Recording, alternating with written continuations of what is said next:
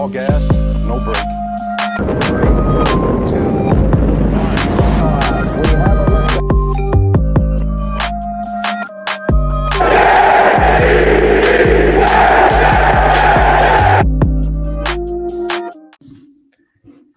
And now we have liftoff. Welcome into the Now We Have Liftoff New York Jets podcast. I am your host, John June.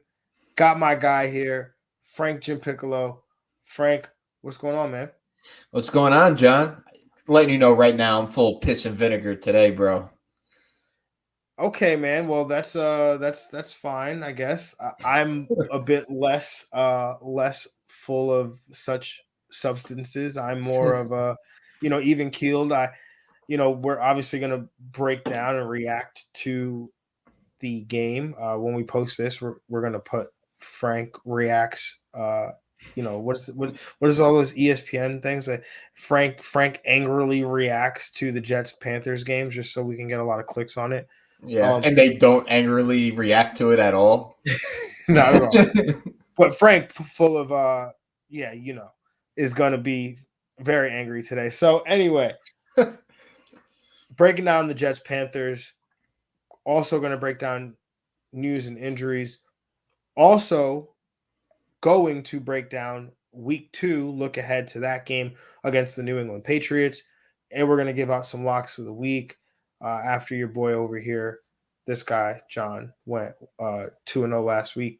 So, it's going to hopefully be a repeat of that. But we're going to – hopefully it's not a repeat, but for a little bit of foreshadowing.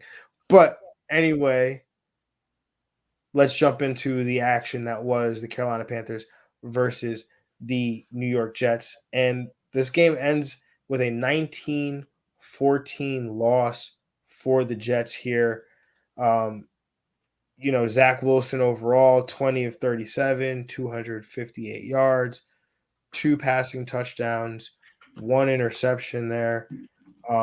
Let's just talk about his day, because that's obviously the debut that everyone had been waiting for. We've obviously seen him in the preseason, but we get him now in the regular season, first live game action for 4 quarters, some adversity.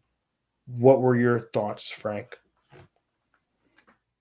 I was pretty impressed with Zach. I thought he showed a lot of poise on mounting a comeback in the second half after he totally got his face beaten in the first half.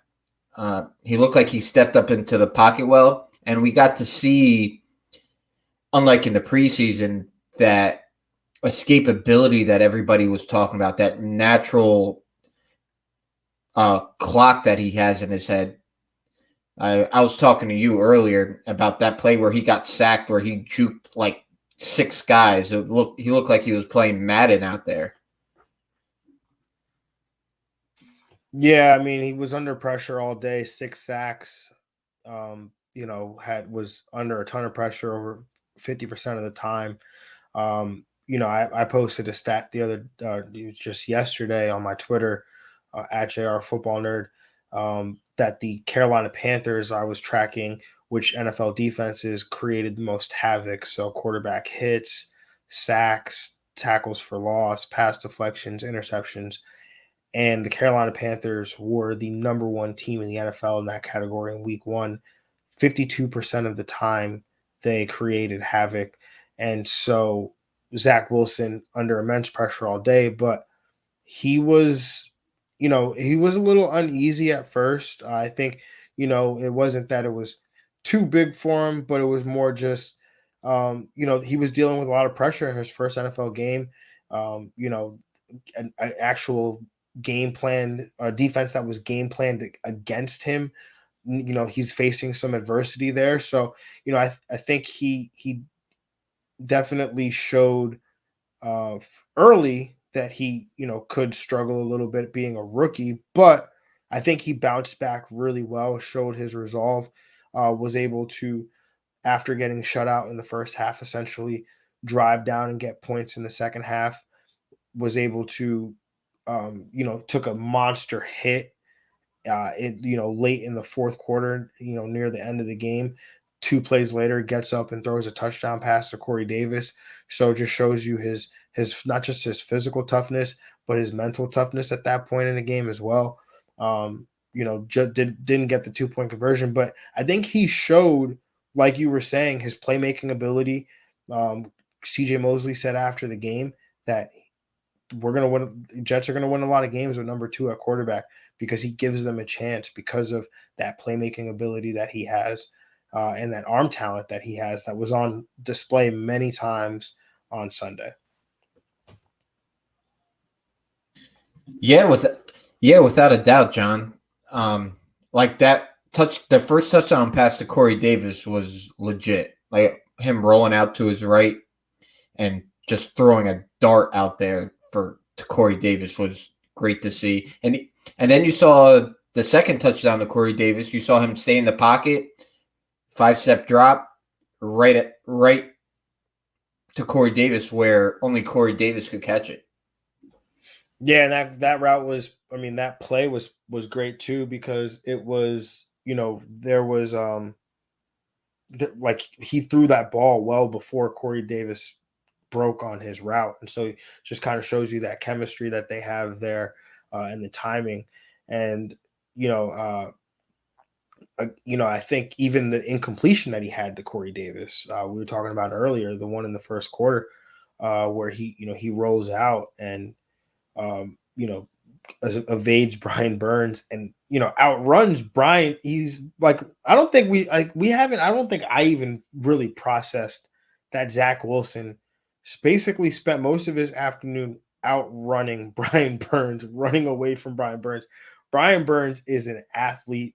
Like, we're talking a legit sub 4.5 speed here for a defensive end in Brian Burns. And so it might actually be even faster than that. It might even be 4.4. But either way, Zach Wilson was, the athleticism was on full display on Sunday. So I'm definitely excited. We're excited. We've been excited about Zach Wilson for a while now. This just kind of highlights some of the things that we thought that we would see. Let's move on to the run game, which for the most part was really non-existent.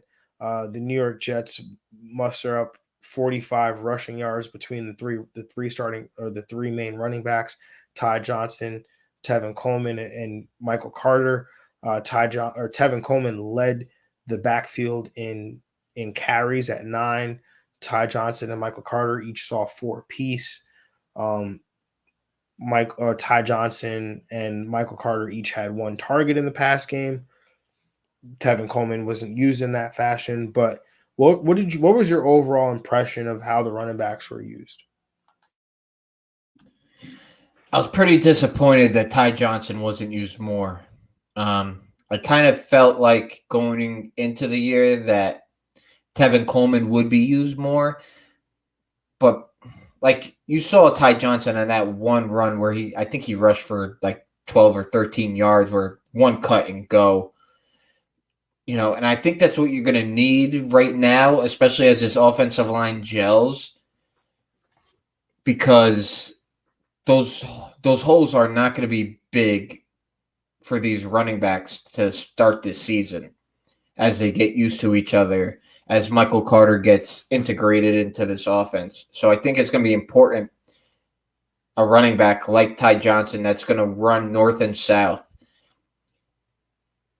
and get those positive yards to keep Zach out of those 2nd and longs and 3rd and longs, to make those 3rd down conversions easier to make. Yeah, definitely. I think Ty Johnson should be more involved here. The running game wasn't great as a whole. Definitely left a lot to be desired. But like we talked about prior to this game, this run defense here, or this front 7 for Carolina, is actually better than people think. So, that I think that has some to do with it, right? But Michael Carter, he did look good. I don't think he didn't look good in the run game, per se, right? I don't think the vision's quite there yet. I don't think he's really seeing things the way that you need to see it right now for an NFL running back in this scheme.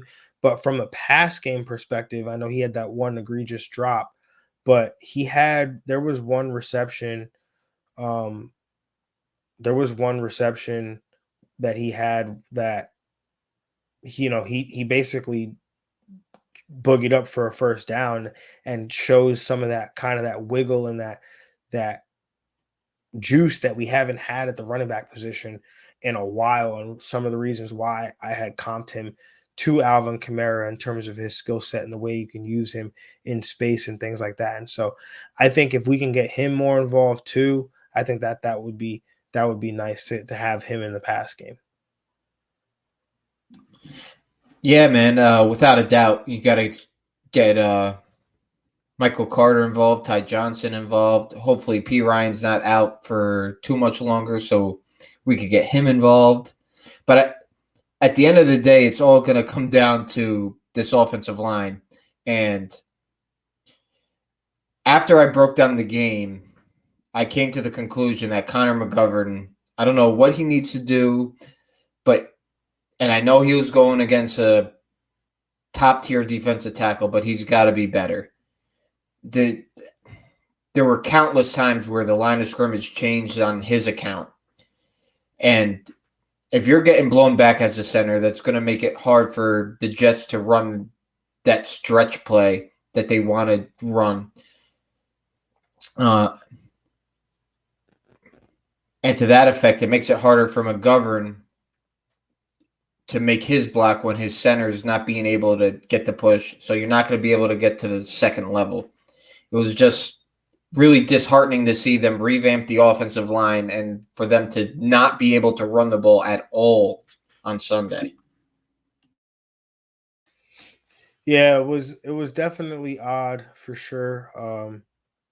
Morgan Moses not getting the start at right tackle definitely surprised a lot of people. The fact that honestly that after signing Morgan Moses the way they did and touting him as a tackle or starting tackle, and granted, yes, they talked about competition being there and whatnot, but once they it got closer and there was no definitive answer about who the starting right tackle was, it became pretty obvious to me that it was going to be George Fant. But it didn't help that we couldn't run the ball on Sunday, and we know what Morgan Moses can do as a run blocker. And now it kind of screws the Jets, right? Because we lose Mekhi Becton, which we're going to talk about that in a little bit, but that means George Fant is going to go to the left side. Morgan Moses is going to go to the right, and now you have to run right because you can't run left. And before when we were getting Morgan Moses, we thought that you were going to be able to run to either side, left or right, that you could be an ambidextrous team in terms of your running game. But now they're just gonna be a right-handed run team now, which was just an odd way to start the game. It was just odd to kind of see that how that broke down. But let's move on to the wide receiver position, Frank. And Corey Davis, man, came through big time, showed why he's a number one receiver. 5 of 7 targets, 5 catches on 7 targets, 97 receiving yards, caught 2 touchdowns in this one. If you follow my work on the Jets Press, he was in my player props article, which I'll be doing weekly over at the Jets Press. So make sure you check out that content. But also my start of the week on the Fantasy Football Diagnostics podcast. So I have to get that plug in there. But Corey Davis, phenomenal day there. What did you think of his performance on Sunday, Frank? Man, he's a true number one. He's such a dog. Like the passion that he plays, like every time he makes a big play, like I feel like jumping through my TV and just start screaming like I'm an offensive lineman for the Jets. Like I really thought he was probably the highlight, probably the MVP of the game for the Jets. First down catches. It's crazy to see the chemistry that he has with Zach Wilson already. Like everyone talked about the chemistry in training camp with Zach and Elijah, but it seemed like him and Zach were on the same page the whole entire game. Like that was his number one target. It's going to be interesting this week to see to see what happens because Belichick likes to take away what you do best, and right now that's Corey Davis. Yeah, that'll definitely be interesting. I mean, there's no Stephon Gilmore, so that's going to make it a little bit tougher there, but they'll definitely do their best there. The New England Patriots will. But the one thing that, I think was evident was, like you said, the chemistry that they have. It was pretty evident from day one. From that basically that second preseason game against the Packers, you could see that, okay, this thing is really building here.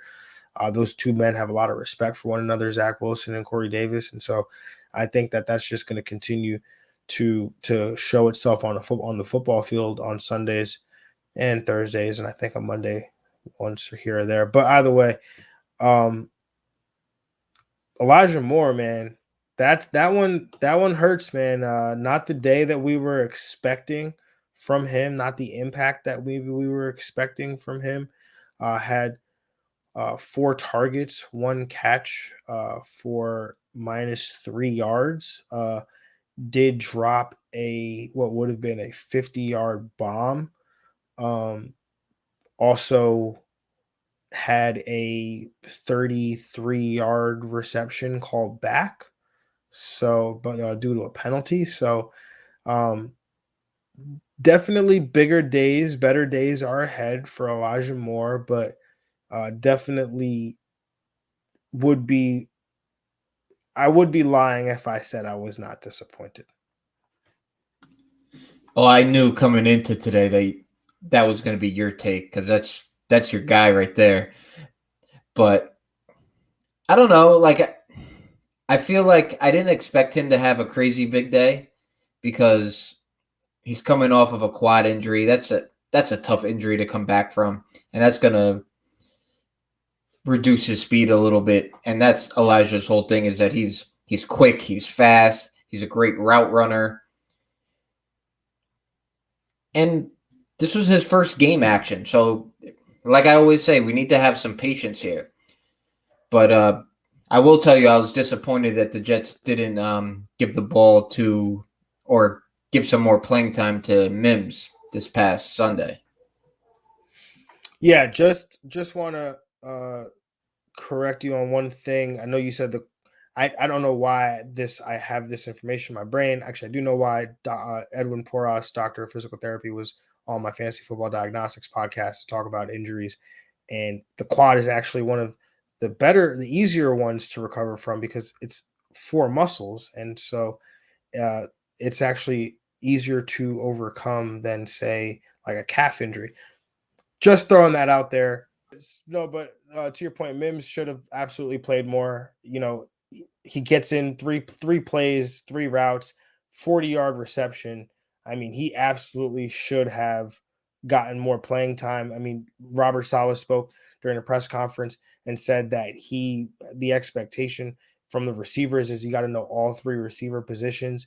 Otherwise, you're just going to have a hard time. You're going to have a hard time getting on the field.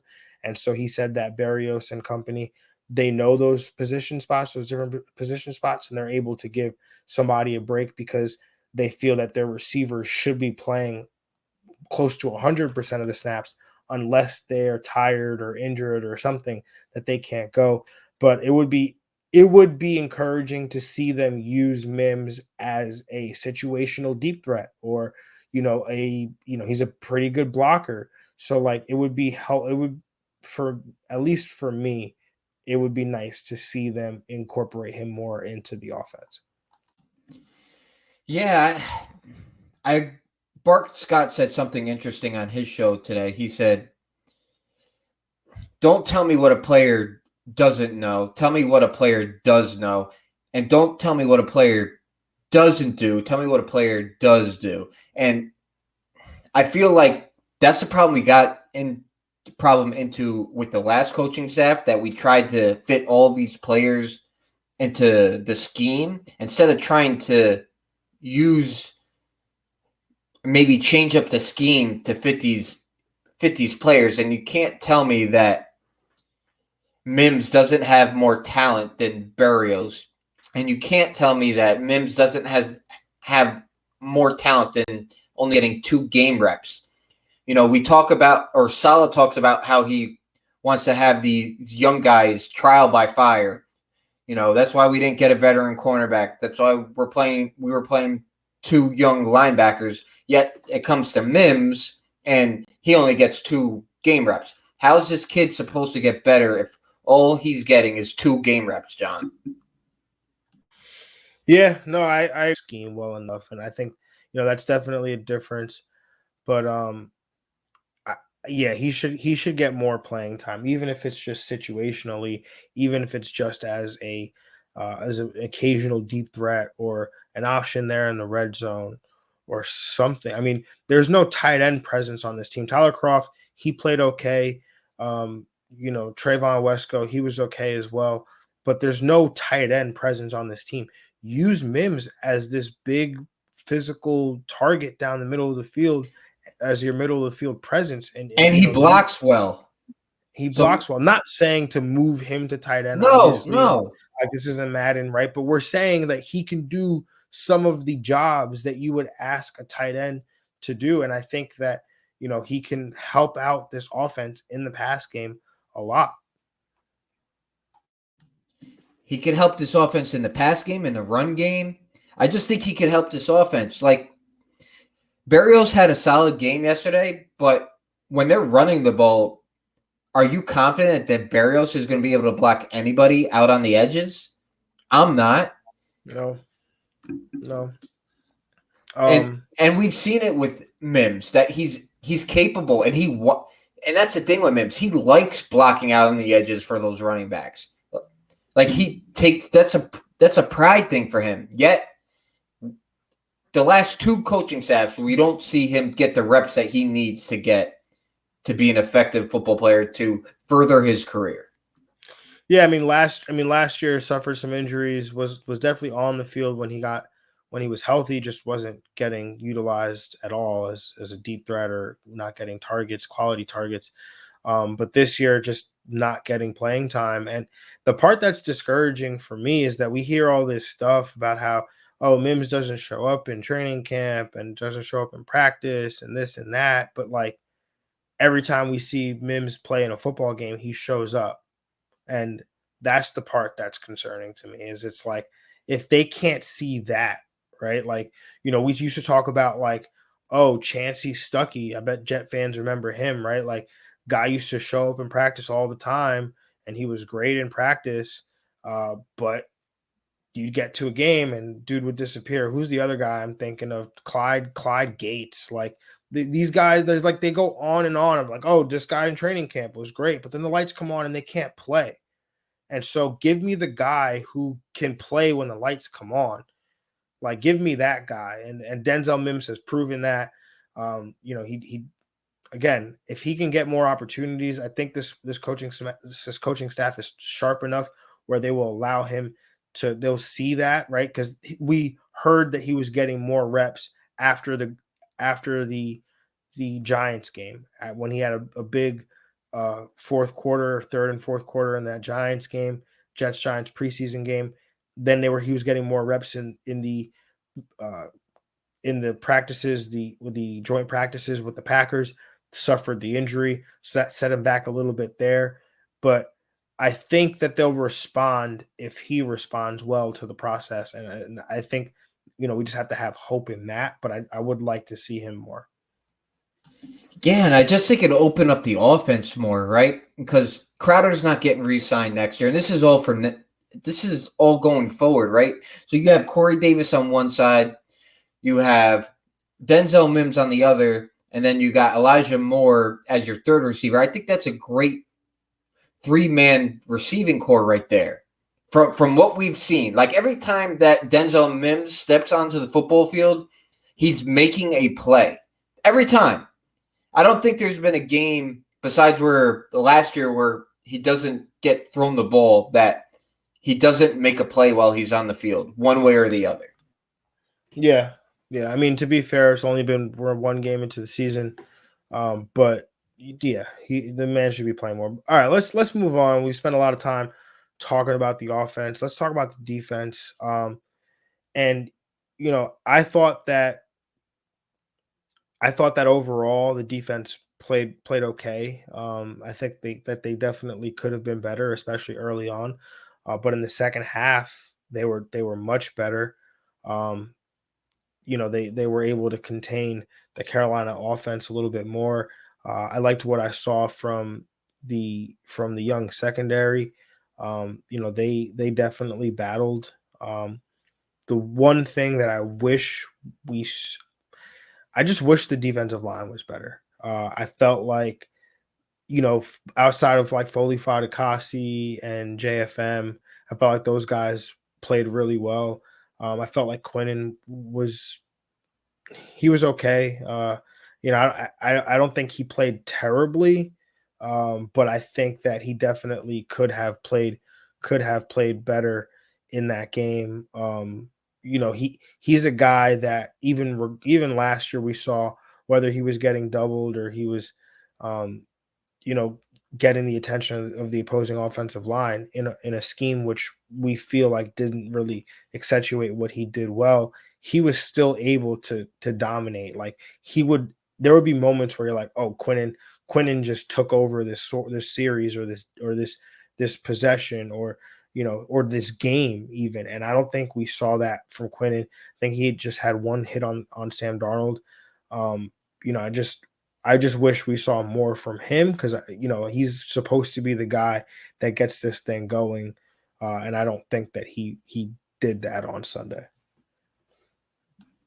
No, he definitely didn't. And he's recovering from an injury, so maybe it's going to take him a little bit of time. I was impressed with Lawson, Shaq Lawson, that is, who we just picked up from the Texans in that trade. He looked like he might be a player, but to your point about the defense as a whole, it's going to be hard to tell because the Panthers have CMC, who is probably the most dynamic player in the NFL right now. Like I was watching the game, and every time Sam Darnold got a little bit of pressure dumped to Christian McCaffrey, or we saw the middle screen to Christian McCaffrey, left side screen to Christian McCaffrey, or McCaffrey in a slot running a shallow drag. Boom, 15-yard gain, 25-yard gain. So it's going to be interesting to see, especially this week against a team that has a young quarterback, that doesn't have a Christian McCaffrey, how that defense is going to hold up, especially because New England's probably going to depend more on those wide receivers than Carolina did because of the running back that they have there.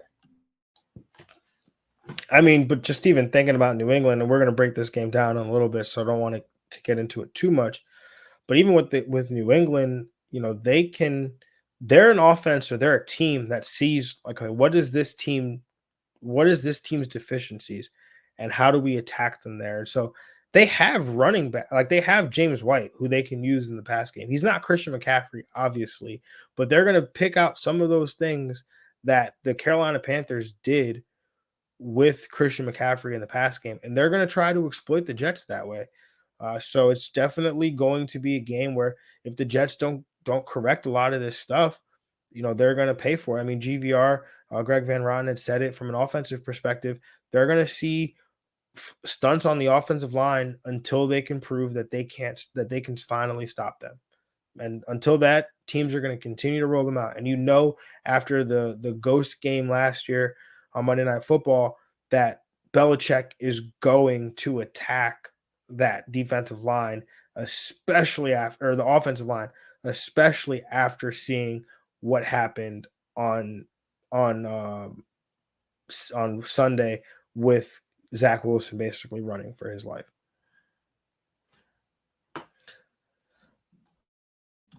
Yeah, I expect that to happen, but I thought the two new young outside linebackers played well, especially Nas. Like when you look at the run fits that Nas had, he did a really good job of fitting the gap, making the tackle. Sherwood did a good job before he got hurt, and Eccles had a really solid game. Him and Bryce Hall really did a good job. Michael Carter as well. And I told you that when I was breaking down the game that Michael Carter is going to be a player for us. because he's twitchy, he's fast, he has great instincts, and the only touchdown the Jets gave up was I think the Jets were in a cover 2 with 2 safeties over the top, and they Robbie Anderson, Sheldrick Redwine.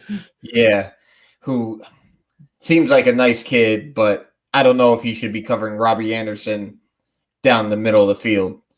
It was just funny because when they cut that film, or where they showed the clip of Robbie Anderson running down the middle of the defense, and at one point Sheldrick Redwine is still in his back pedal and is like still even with Robbie Anderson, and I'm like, that is not the position that you want to be in when Robbie Anderson. No, if you're even, turn and run. Turn and run. It's too late at that point. You're already toast. Like Robbie with that 4.2 speed. How about Robbie hitting us with the Jets celebration? You knew he was going to do that. He's still salty. He's still salty. I think you're salty. I don't hate. I'm always salty. You know that. I hate celebrations. Be Barry Sanders and Terrell Davis and give the ball to the referee. Oh, Frank, I didn't know you were like 75 years old. I had no idea. Something you learn every day, my brother. Yeah, this is true. All right, let's talk about some injuries, and the big injury on the day here, Mekhi Becton suffered what we thought could have been worse at the time. He was carted off. We thought it could have been an ACL injury, potentially season ending, but he dodged all of that. Most of it. Suffered a dislocated kneecap and an MCL sprain. Had to have arthroscopic knee surgery. Was placed on injured reserve. Will be back at some point during the season. The initial timeline was 4 to 6 weeks. The Jets have a bye in week 6, so that potentially give him an extra week there to get ready for their week 7 game against the New England Patriots. If that timeline stays true. In terms of other injuries, shout out to Matt Amendola, by the way, because Braden Mann, who was at one point people loved him, then at one point during the Rams game people hated him. But anyway, Braden Mann, the punter, had suffered a knee injury, a knee sprain during the game on Sunday, and that put the kicker, the rookie undrafted free agent Matt Amendola kicker, put him into punting duty. So I thought that under the conditions, right, Matt Amendola probably did you know he's never punted in a game ever? Not in college, not in high school, maybe in youth football, but I was reading that today and I was like, that is wild. That's wild. That takes a lot of mental toughness right there to do something like that and to pull it off. Then he had that 60-yard coffin corner kick. I was like, what? Or the like his first punt, you're literally taking the ball from the end zone.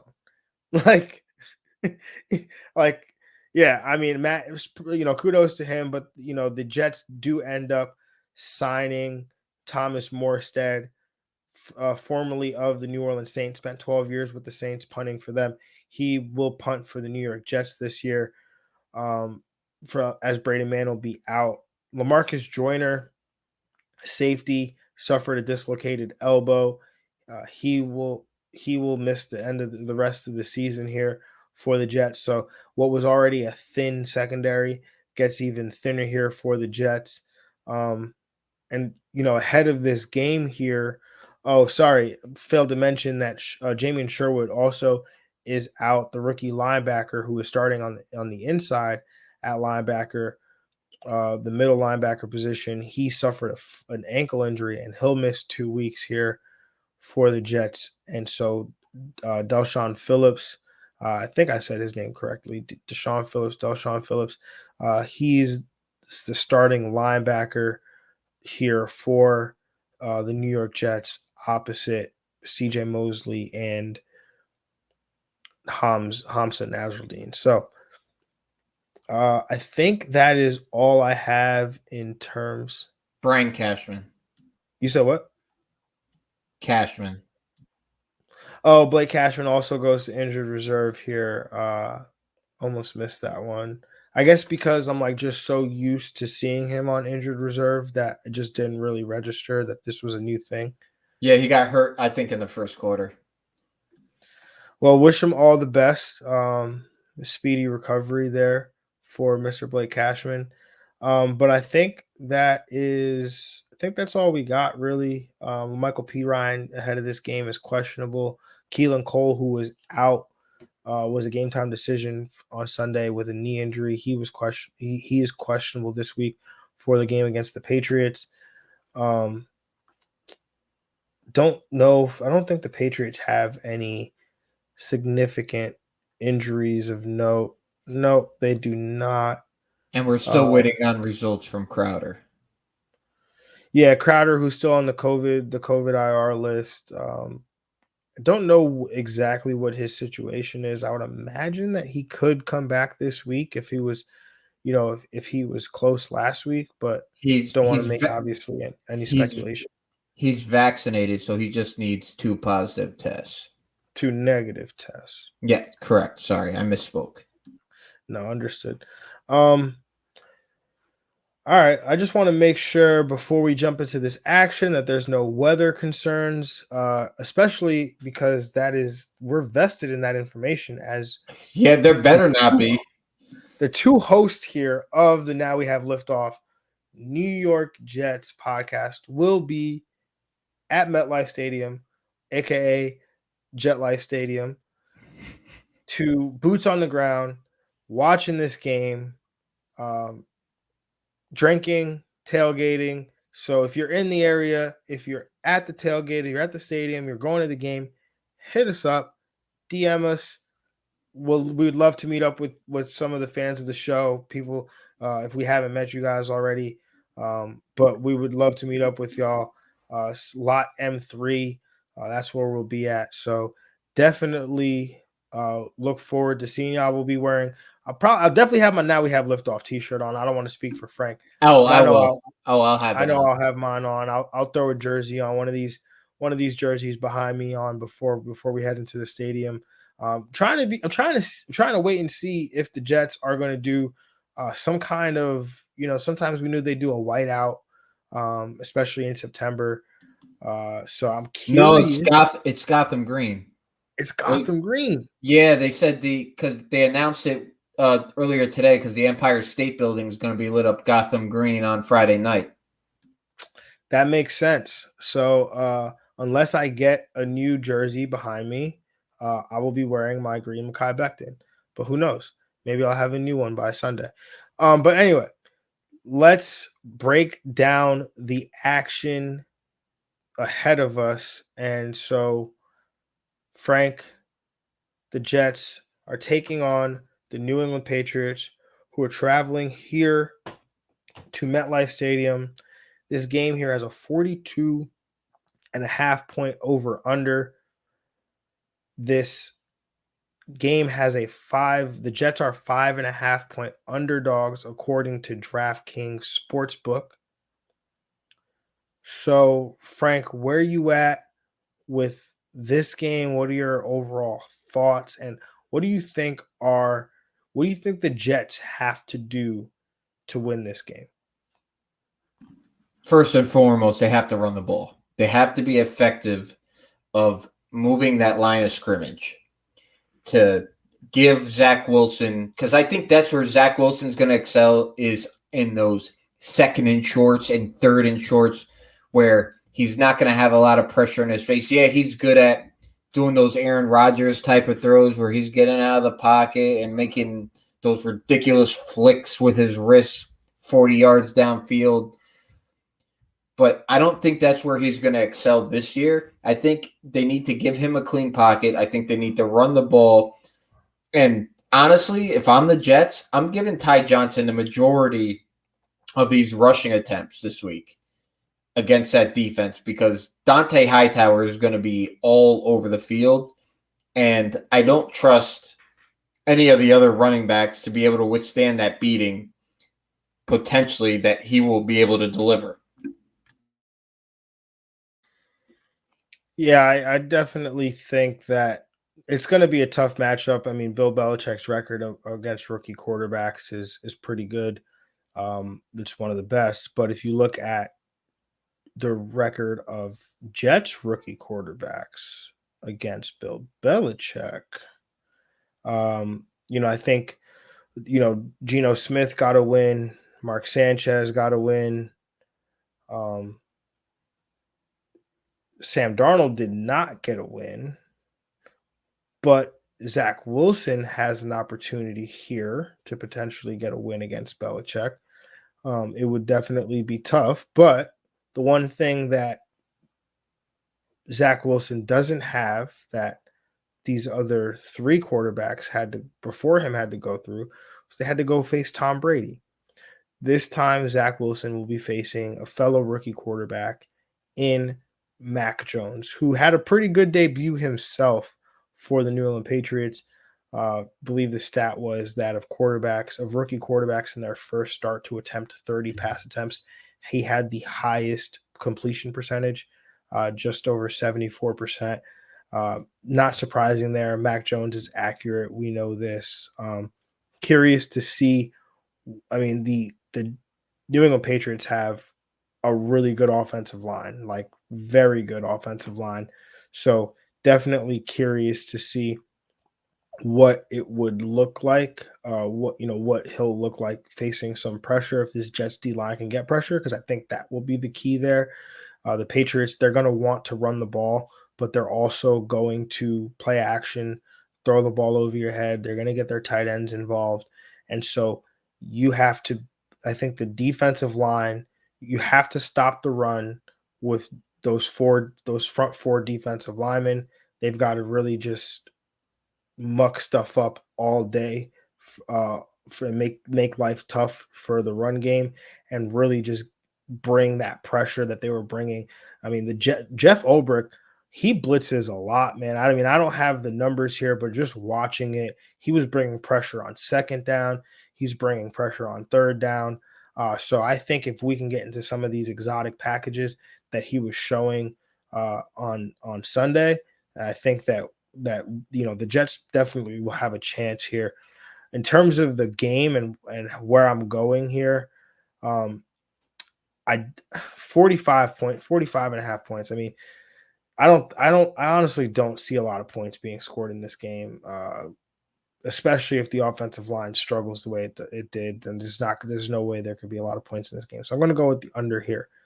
I do think that the Jets can cover 5.5.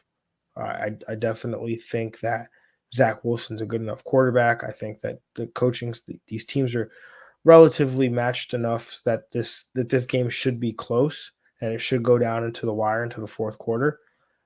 But I do think that ultimately the New England Patriots will win just because their roster is a bit better than ours right now. They got veterans all over their defense. Their offensive line is better than ours. Bill Belichick is still, I know, in my opinion, he's the greatest coach ever. So it's definitely going to be a tough game for the Jets to win. Yeah, I want to disagree with you there, but I think it's going to be tough sledding. I think the only chance the Jets have is that Mac Jones has a rookie type of game. Because, like you said earlier, Bill Belichick against rookie quarterbacks, it's not even close. He just feasts on them. And what Bill Belichick does better than anybody, he just amplifies of what you're not good at, and he attacks that. So I expect to see stunts. I expect to see screens on the defensive side. And I think this game really is going to come down to who's going to be playing that slot cornerback. Because the Jets don't have Ashton Davis. They don't have Joyner. Are they going to move Michael Carter maybe to safety and put Guidry in that spot? Like if it was me, that'd probably be the best bet for this week, but I'm not too sure what Ulbrich and Salah's plans are. Yeah, it's definitely intriguing to see what they do. I know that was something that we talked about. Michael Carter is a guy that at Duke played some safety, played some corner, so the Jets thought he could make a pretty good nickel. I had said to you earlier in the week, Frank, that he kind of reminds me of Dwight Lowry a little bit. I don't know if Jet fans remember Dwight Lowry. He was drafted by Eric Mangini, I believe in 2008. I think it was 2008, but he was drafted by Mangini, was, stuck around for the Rex years. And in 2010 ends up starting some games at safety for the Jets. Ends up signing a free agent contract with Cleveland, but he was a guy that came into the league as a nickel, ended up playing some safety, had a long career at safety.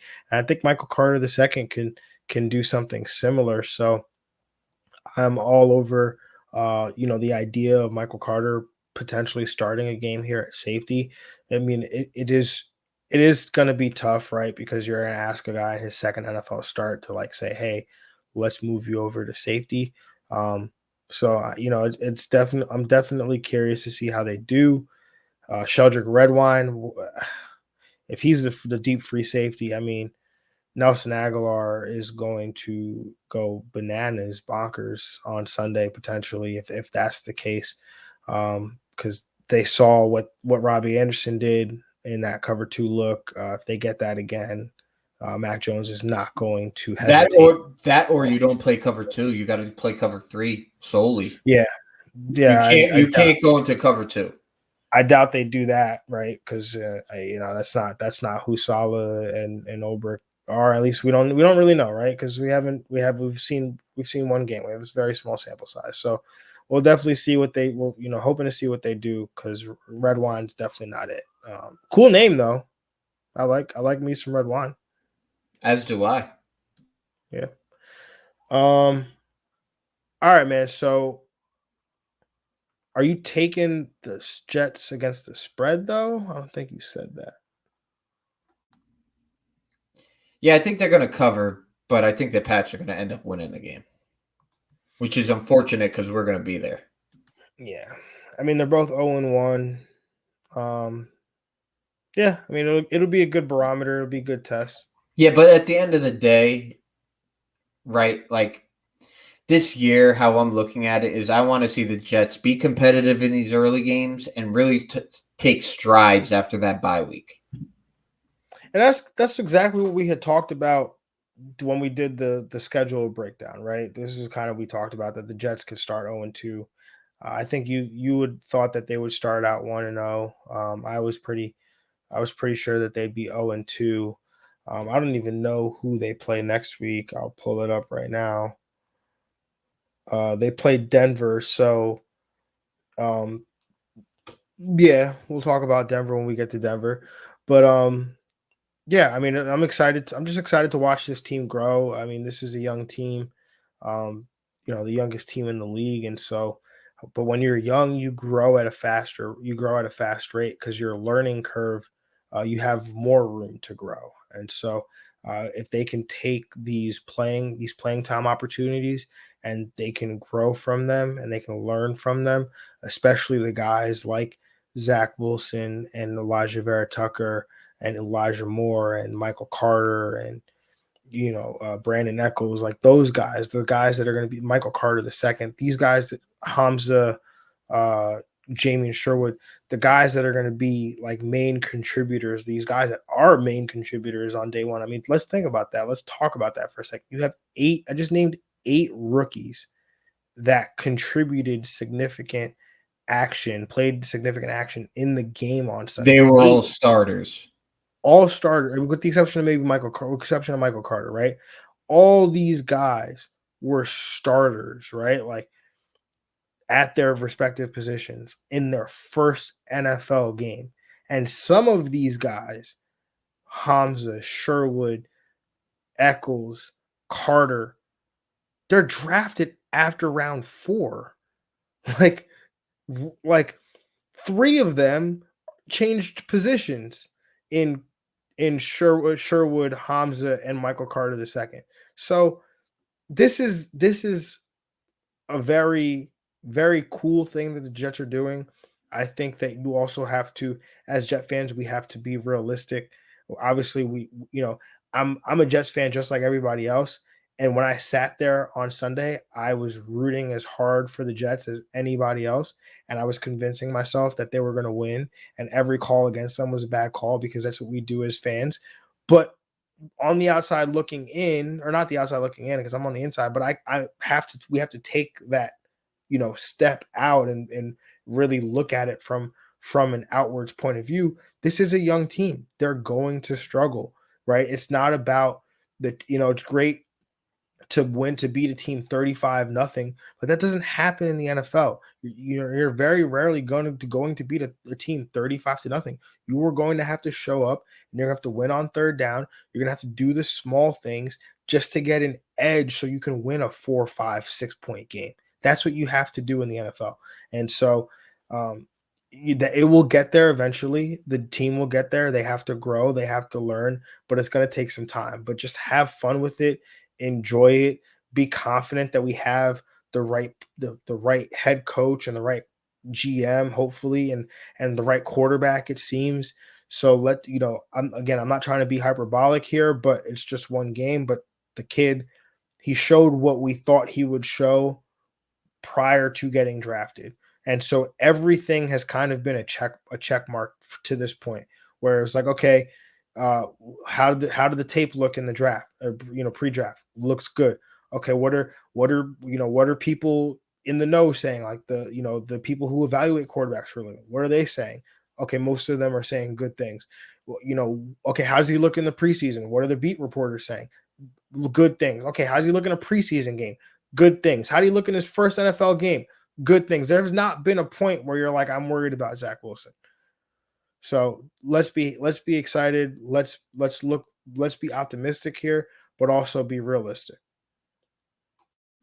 Yeah, man, we said it in the offseason, right? It's going to take some patience here. Like, McCagnon really screwed the pooch on this one when you talk about the cupboard being barren. Like, it was going to take Douglas a couple years to get his guys in, to change the culture, to guys not getting comfortable with losing so much, where things are going to start to change. And I'm hoping by week 6 to week 8 we start seeing it. I hope the Jets win this week, but it's going to be tough sledding. Even next week against Denver. Denver's got a great defense, and look what they just did to the Giants' offensive line. And I don't think our offensive line is too much better at this point in time.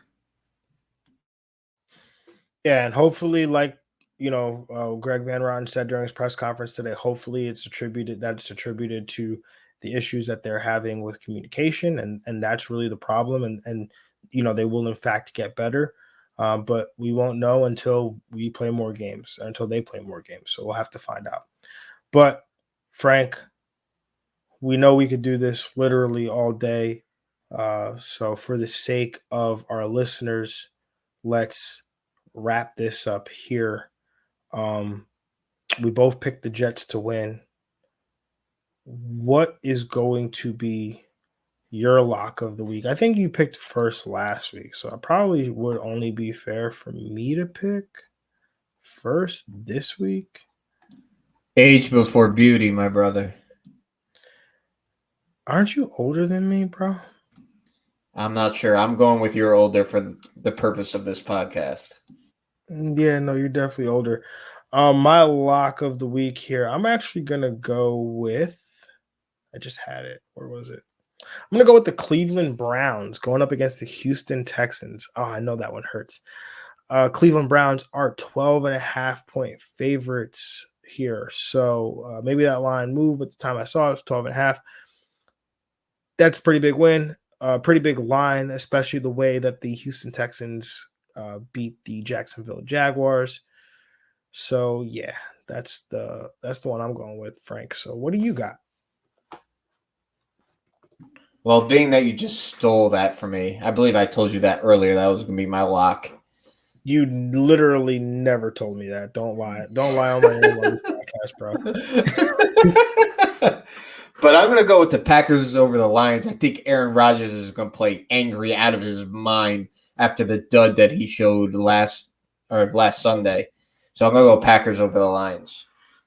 Dang, that is definitely a good one for sure. 100% a good one. So with that being said, ladies and gentlemen, we'll wrap this up right here. But we will hopefully see you on Sunday at Jets Patriots. And make sure you come say hi. John June, Frank Jim Piccolo. Make sure you subscribe. M3. Lot M3. Make sure you subscribe to the YouTube channel. You could also find us on Spotify, Apple Podcasts, Google Podcasts, and wherever other podcasts that you could be listening. So, ladies and gentlemen, we appreciate you. We love you. We'll see y'all on Sunday, hopefully. If not, we'll see y'all and you'll hear from us next Tuesday when we record our recap and the look ahead to the Denver Broncos. Have a good one, everybody, and we are out of here. Much Peace. love, everybody.